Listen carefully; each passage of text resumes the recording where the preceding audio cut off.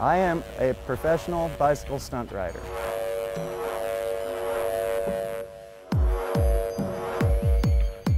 It's something Joe Miller has been doing since 1982, or as he puts it, since they started calling it something.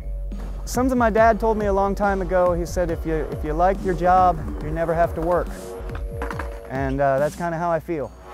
I love my job. These days, he's taking on the job of coach, mentor, friend, and advisor to the 16 or so kids who come to this skate park in Anderson. BMX, skateboarding. Come on, boys, let's sit. It's a place where kids in the neighborhood can work on their skills, stay off the streets, and out of trouble. Last year, Joe put his career as a nurse on hold to get this city park open again. Now, with support from Anderson City leaders, he's running things here. If I've got one of them here and I can keep them out here where I know that they're safe, or as safe as you can be doing these things, and I know that they're not, getting involved in other things, then I figure I win. Thanks to Joe, these kids are getting a chance to win. Honestly, I could be out doing, selling drugs and stuff, like other people would be doing, but I just come here. All he does is want to help kids out. He gives us places to stay and feeds us. He's a good cook, too.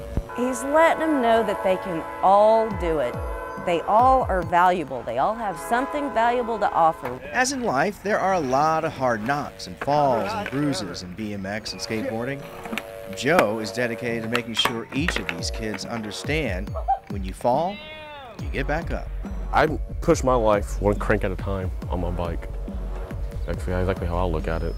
I hope that my presence here will at least help guide a few of these kids to the better life I know they're capable of leading. Come on, guys, you guys get out there.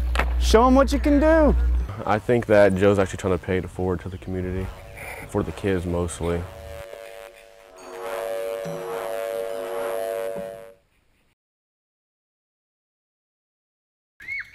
The way Emma Stumpf smiles and laughs as she swings, you never know the battles this little girl has endured. She has an inoperable brain tumor. She went through 70 weeks, which is a year and a half of chemo. She was first diagnosed on April 1st, 2009. She was just 7 then. After weeks and months of treatments on her tumor, the prognosis for Emma, now 10, is very uncertain. One doctor says it's growing, the other one says that it's just swelling as part of the dying process. So at this point, we really don't know where her diagnosis is at. Even with that news, Emma, the oldest of 3 girls, maintains a bright outlook.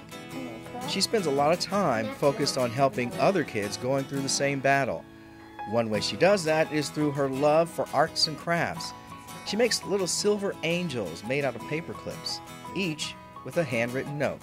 We do a slip knot and put a little silver bead on there for my cancer, since my ribbon's silver, and it's a little angel, and people hang them in their car or in their house. There it goes. Another way Emma wants to give back is with a lemonade stand, with the proceeds going to Alex's Lemonade Stand Foundation, the national foundation dedicated to finding a cure for childhood cancer. I just wanted to help. Emma knows she'll have to stir a lot of lemonade to raise a lot of money. But her mom says, for Emma, it's just another challenge to conquer. When she went through radiation, they told her there was a chance that she would go blind. And her response was, well, that's cool, because I'll get a seeing eye dog. The radiation did leave Emma blind in one eye and with impaired vision in the other. But it hasn't stopped her from setting her sights on paying it forward and doing it with a smile. It's hard, but you have your ups and your downs, so either way, just gotta keep going up the stairs. She always looks at the glass half full. It's never half empty. Sour. But sweet also.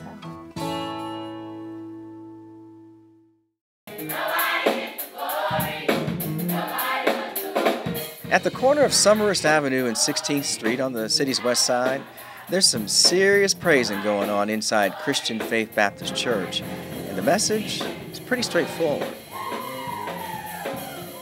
instead of hanging out in the street and fighting and killing each other, that we can come together in harmony and stop the violence in Indianapolis.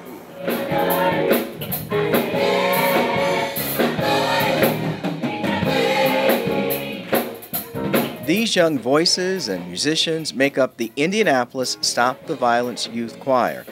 It's non-denominational, about 50 members strong, ages 9 to 17, all from around Indy. Selling drugs and like murder and robbing stores.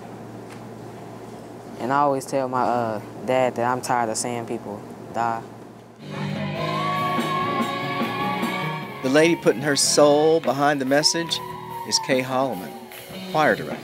We don't have to fight, we don't have to be stabbing, we don't have to be getting kicked out of school. Everybody can live together in harmony and peace, which is what Christ wants us to do. Because it's not just about coming together and singing a song, it's understanding why we sing what we sing.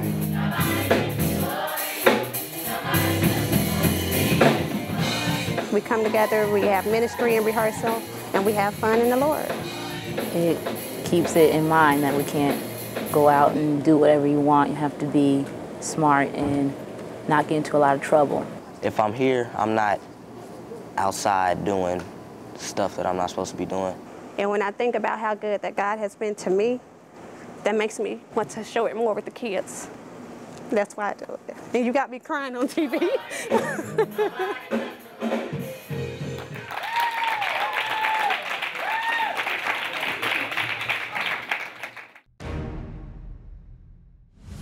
There are cities around the world and across the country known as culinary destinations. San Francisco, New York, Roanoke. Roanoke? Yes, Main Street, Roanoke. It's where you'll find Joseph DeQuee's, a true homegrown farm to fork culinary destination. We're a little off the beaten path. I mean, you know, it's kind of a rural, definitely a destination restaurant. We raise as much stuff as we can on the farm throughout the growing season. Vegetables, herbs, flowers. What started it all? Executive Chef Aaron Butts is preparing it right now. Wagyu beef. Our farm has the Wagyu beef, the Mangalitsa pigs, bunnies, chickens, turkeys, everything. This little calf was born just hours ago. And it's all raised just 6 miles away from the restaurant. Named in honor of an ancestor, Joseph DeQuee's is the dream of owners Alice Eshelman. This is the first parsnip of the season. And her husband Pete, a former New York Yankees player and front office manager. A dream that started with a birthday gift. And that year I got 20 pregnant heifers for my birthday present. So that started us in the cow business. At the center of the business, 4 bulls, all full-blood descendants of the Japanese breed Wagyu. Wagyu beef is internationally known for its tenderness and great taste. It's how they are raised and how they are treated and what they're fed. The cows have free range of the farm. They're fed an all-natural grain diet in a pampered barn atmosphere with old Yankee baseball games piped in. The stretch by Dale Murray. And the pitch, swing, and a foul outside of third, strike 2. And now the Yankee fans are on their feet. Or classical music.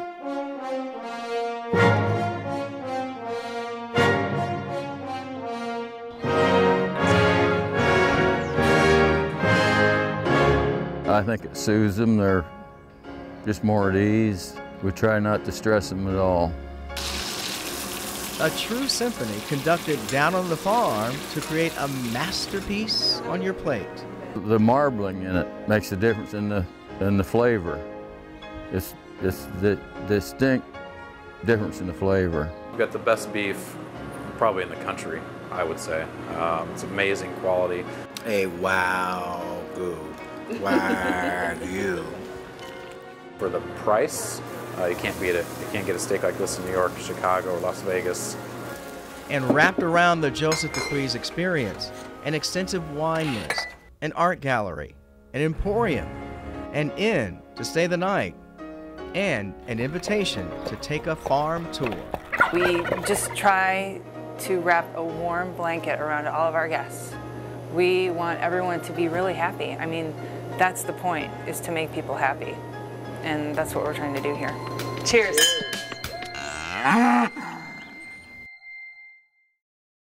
Pickles, pickles, I like pickles. From dill to sweet, from chunks to kosher, or any way you slice them, if you like pickles, I'll eat pickles however they come.